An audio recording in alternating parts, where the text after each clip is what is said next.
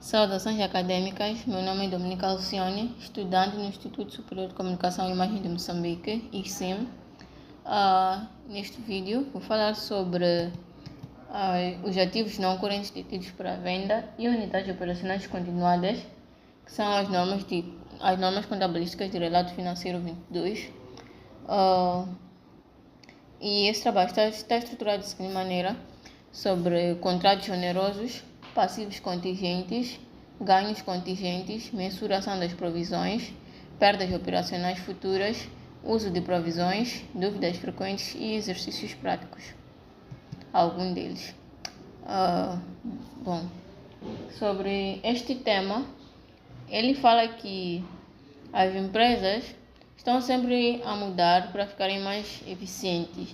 Às vezes, vendem ou fecham parte do negócio que não dá um lucro. E isso afeta os relatórios financeiros, que precisam mostrar essas mudanças de forma transparente para investidores e outros interessados. E o que precisa ser divulgado? Nesse caso, a empresa deve mostrar nos relatórios quanto a operação descontinuada ganhou ou perdeu até o dia da venda ou fechamento. Também deve ser divulgado se houve lucro ou prejuízo na venda, se o ativo perdeu valor, neste caso estamos a falar da imparidade, ou como o ativo passou a ser medido, se antes era para uso com depreciação e agora é para venda sem depreciação. E quanto à norma aplicável, essa norma está baseada na IFRS 5, que regula a classificação e mensuração de ativos não correntes detidos para venda, a apresentação de operações descontinuadas, que foi criada também para harmonizar com os ASGAP, mas adiar questões de imparidade devido à diferença entre normas. Ou seja, essa norma foi criada para padronizar duas coisas, como classificar e calcular o valor de ativos que serão vendidos, como também mostrar operações descontinuadas no balanço e no resultado. E essa norma segue as regras americanas, nesse caso a ASGAP, mas tem diferenças em relação a como tratar perdas por imparidade. Quando a classificação como detido para venda, um ativo ou grupo deve ser classificado assim se o valor será recuperado pela venda, mas não pelo uso, e disponível para venda imediata, que é a condição atual, e a venda é altamente provável, plano de venda iniciado, comprador identificado, e em conclusão é 1 ano, faz a conclusão em 1 ano, salvo atrasos fora do controle da empresa. Ou seja, explicando de uma forma simples, um ativo entra nessa classificação se cumpre 3 condições: se o dinheiro virar da venda, não do uso do ativo, ou se o ativo já está pronto para ser vendido imediatamente, ou a venda é muito provável, que para um plano pronto, comprador identificado e venda em até 1 ano. E quando as exceções, se os critérios forem atendidos após a data do balanço, não pode ser classificado, mas deve ser divulgado. Ou seja, aqui diz que se a empresa só decidiu vender depois da data do balanço, não pode reclassificar o ativo no balanço daquele ano, mas precisa avisar nas notas explicativas. E tem uma nota também que diz: ativos para abate, não venda, não se enquadram. Ou seja, aqui explica que os ativos que serão só jogados fora, ou seja, que serão abatidos, não se enquadram como detidos para venda. Essa norma diz que os ativos são avaliados pelo menor valor entre o valor líquido e o valor contábil. O valor líquido contábil. E ao justo valor menos custos de venda, que são as comissões, honorários, entre outros, sem amortização, pois o ativo não está em uso. Também as perdas por imparidade são reconhecidas se o valor contábil for superior ao valor realizado, e as reversões limitadas ao valor da perda anterior. Ou seja, aqui explica-se que quanto à medição do valor do ativo, ou seja, avaliação, o ativo é avaliado pelo menor de dois valores. Se o valor contábil, o que está nos livros, ou o valor justo menos os custos para vender, que são as comissões, impostos, honorários, entre outros.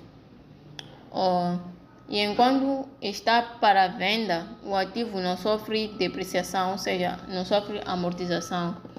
E se o valor contábil for maior que o valor realizável, a empresa registra uma perda por imparidade e essa perda pode ser revertida depois, mas só até o valor da perda original. E se a venda não ocorrer, o ativo é reclassificado e mensurado pelo menor entre o valor líquido contábil original, ou seja, ajustado por amortizações não feitas, conforme aqui no slide diz, e o valor recuperável na data da decisão de não vender. Ou seja, se essa venda não acontecer, se o plano de venda fracassar, o ativo volta a ser em uso. Nesse caso, ele será medido pelo menor entre o valor contábil original, que é o valor corrigido pelas depreciações que não foram feitas enquanto ele estava para venda, ou o valor recuperável no dia em que a empresa desistiu da venda. E qual é a apresentação e divulgação dessas normas? Ou como mostrar operações continuadas no resultado? Nas demonstrações de resultados, a empresa deve separar o resultado das operações que continuam e o resultado das operações que foram descontinuadas. E nas notas explicativas, precisa-se detalhar receitas, despesas, lucro ou prejuízo antes de impostos e o fluxo de caixa das operações descontinuadas.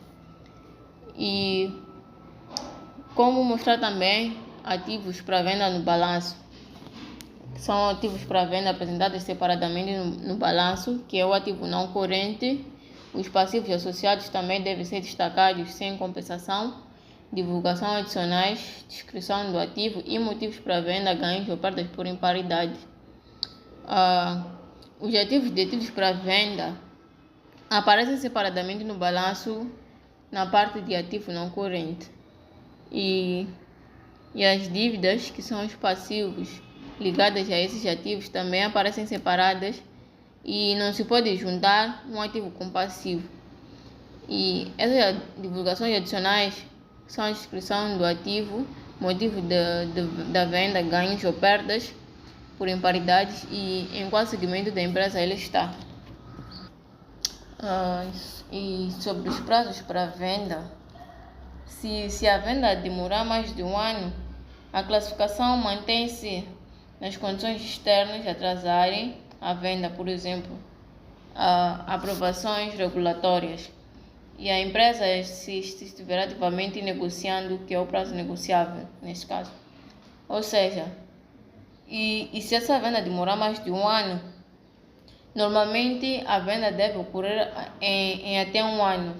Mas se demorar mais, ainda pode manter a classificação detido para venda se o atraso for por causas externas, por exemplo, o governo que demora para aprovar e a empresa continuar ativamente tentando a vender por um preço razoável. Bom, resumindo, esta norma garante que quando uma empresa decide vender um ativo ou fechar uma operação, os relatórios financeiros mostram essa decisão de forma transparente, separando o que é continuado do que é descontinuado e medindo os ativos de forma correta, sem nenhuma depreciação pelo menor valor entre contábil e o justo valor menos custos de venda. Temos aqui um exercício prático, um exercício não muito longo, que diz o seguinte: em junho de 2021, a empresa Costurando Sonho Limitada decidiu vender uma máquina de bordado industrial. Estimou-se que o preço de venda seria de 500 mil meticais, não havendo custos associados à venda. E em julho de 2021 estavam reunidas as condições para classificar esse ativo como ativo não corrente detido para venda. Na data de 30 de junho de 2021, o balanço do ativo era o seguinte: como custo de aquisição, 1.400.000 meticais e 400.000, e amortização acumulada, 700.000 meticais. Vamos seguir os passos conforme exigido pelas linhas 5 e as 5, ativos não correntes detidos para venda e operações descontinuadas. O primeiro passo é determinar se o ativo cumpre os critérios para ser classificado como detido para venda. E para ser classificado como ativo detido para venda, o ativo deve cumprir os seguintes requisitos: a venda é altamente provável, o ativo está disponível para venda imediata, a decisão de venda foi formalmente tomada, o ativo está a ser comercializado à venda a um preço razoável e a venda será concluída em até 1 ano. Nesse caso, em julho de 2021, essas condições estão reunidas, portanto, o ativo pode ser classificado como um ativo não corrente detido para venda. Depois, fazemos a revisão do valor contabilístico antes da reclassificação. O valor contabilístico do ativo aqui em 30 de junho de 2021 é de 700.000 meticais. Como o ativo vai ser reclassificado como detido para venda em julho de 2021, devemos verificar se houve amortização nesse mês. O cálculo da amortização mensal é a taxa anual, que é o 10% do custo de aquisição, que são 1.400.000 meticais, e então isso vai ser 10% multiplicado pelo 1.400.000, que vai dar 140.000 meticais. E a amortização mensal vai ser igual a 140.000, que vamos dividir por 12, que é 1 ano, o 12 de 1 ano, 12 meses, que vai dar igual a 11.666,67 meticais por mês. E como estamos em julho, devemos calcular a amortização referente a janeiro a junho, 6 meses, e adicionar a de julho. Já tínhamos a amortização acumulada de 700.000 meticais até 30 de julho de 2021. Então, assumimos que a amortização de julho ainda não foi registrada. E a nova amortização de julho de 2021 vai ser 11.666,67 meticais. O valor líquido contabilístico em 31 de 7 de 2021, que é também falar de julho, vai ser igual a 700.000. Vamos subtrair por 1.011.666,67, que é o valor da amortização mensal, que vai ser igual a